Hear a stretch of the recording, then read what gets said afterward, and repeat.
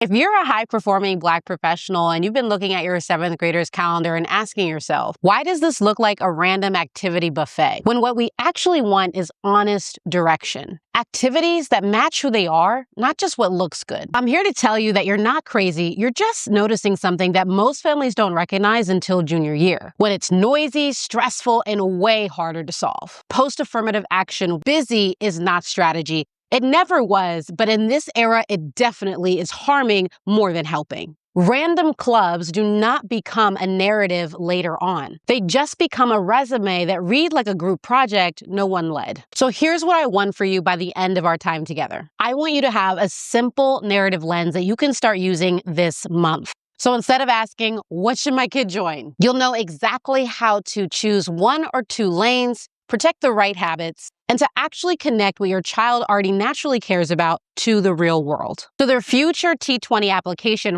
reads like a real story and also prepares them to make the most of their college years. Because at the end of the day, you want your kid rewarded for clarity and contribution. This is not about a logo. This is about translating your students' high potential into real impact and real reward. I get it. I was personally admitted to 5 top 20 colleges. I'm a Princeton alumna. I earned nearly $2 million in scholarships, and our students are earning an average of almost $18,000 using the identity-first strategy we're going to unpack today. We're not trying to build more impressive kids. We're not trying to make our kids do more sooner. This is about coherent narrative, leadership identity, and executive functioning. Strategy that actually protects your kids' options when it comes that time for them to select their college. If you want the full framework, I've actually prepared an on-demand training for you can get before ninth grade, the non-negotiable leadership strategy that every student needs to implement for selective admissions and merit scholarships. It's completely complementary to you. It will give you the bigger picture of how to build the narrative and strategy before ninth grade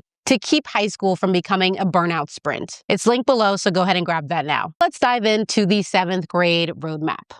7th grade is not an exploration free-for-all. Actually, the time when you want to start protecting the through line. That through line is actually the narrative that your student is going to build year after year.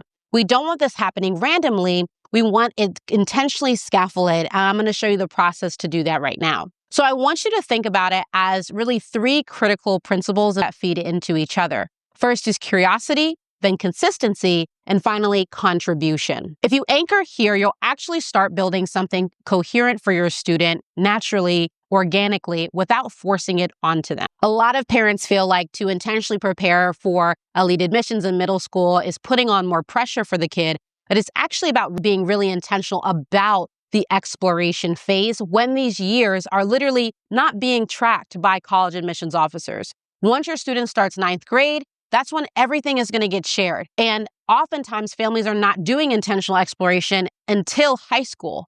And the critical point here is that at this age in middle school, this is when students are most primed to explore. So it's not just about optimizing for admissions, but aligning with the most impressionable phase of your student's development. So first and foremost, curiosity. This is the perfect time to really figure out what is your student naturally drawn to. Pick the club, pick the sport, pick the activity that generally aligns with your student's interests that you've observed in their life up to this point. Provide an intentional space for them to think about, why do I like this thing? A lot of parents will stop at, oh, my kid is just into basketball for basketball's sake, or my kid is just into math.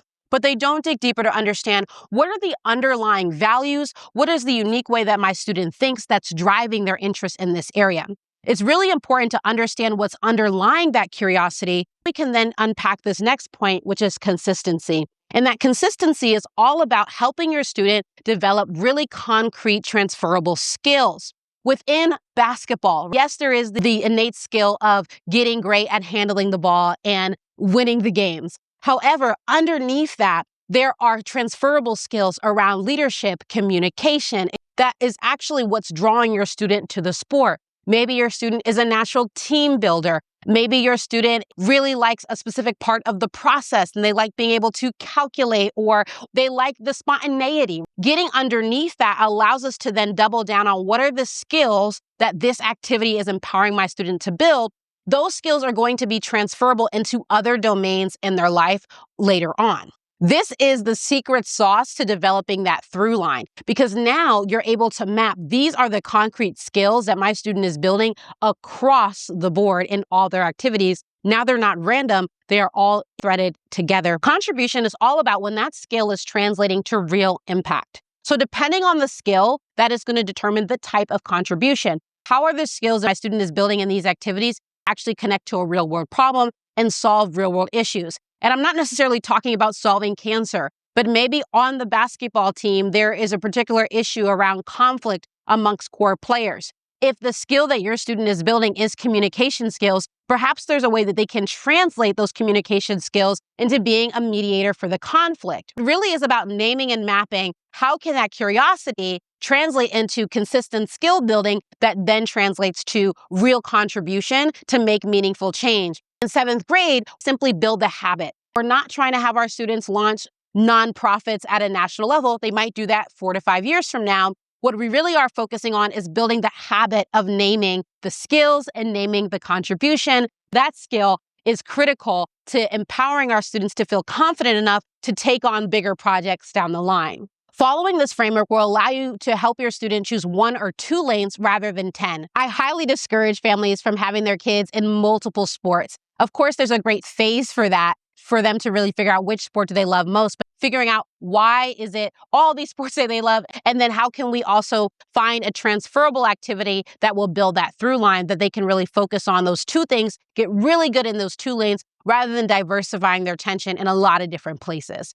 Because most families are not naming the underlying skills and then translating that to impact, this is why we end up putting our kid in activity and after activity, summer camp after summer camp, just hoping it's all going to come together. If this is already clicking for you, I want to encourage you to get our on-demand free training before 9th grade that walks through the leadership advantage that I'm actually talking about right now in greater detail. So many of us think that the leadership that our kids need to demonstrate is about just getting more titles or doing more things. But everything I just talked about with the 3C framework is really the key to authentic leadership opportunities and pursuits that are intrinsically motivated by our students rather than forced by some outside pressure and demand of this college admissions era. What's really awesome about this process is that it deeply aligns with the developmental point that our students are in at the middle school stage. They are deeply impressionable and deeply curious and deeply open to feedback, more so than they are in the high school years. It truly is aligning with how are we optimizing for how my student is actually growing. This is the time to empower that curiosity, to drive that consistency through naming the skills, and then translating that into contribution when our students are deeply impressionable to making these connections.